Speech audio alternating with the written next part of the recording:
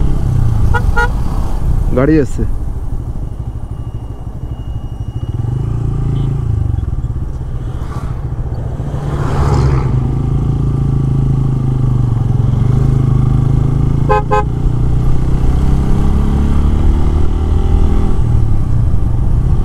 রাস্তায় এটা থেকে অনেক উঁচু হবে, এই পাশে কাজ চলছে।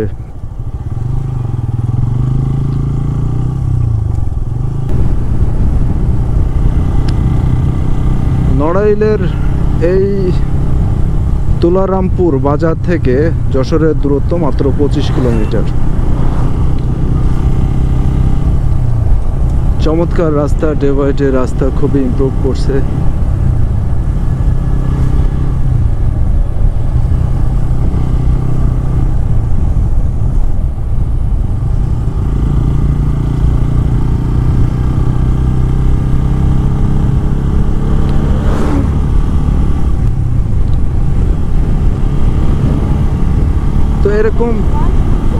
তো এরকম আপনারা যদি ট্রাভেল ব্লগ যদি দেখতে চান, তাহলে আমাদের যে চ্যানেল সেটি আপনারা সাবস্ক্রাইব করতে পারেন। তো তুলারামপুরের, নড়াইল জেলা তুলারামপুরের বাজার থেকে আমি বিদায় নিচ্ছি। যদি ব্লগটি যদি আপনাদের ভালো লাগে তাহলে একটা লাইক করতে পারেন, আর যদি কোনো বিষয় জানার থাকে তাহলে কমেন্ট বক্সে শেয়ার করতে পারেন আপনার মতামত। তো সবাই ভালো থাকবেন এবং ভালো রাখবেন। আসসালামু আলাইকুম।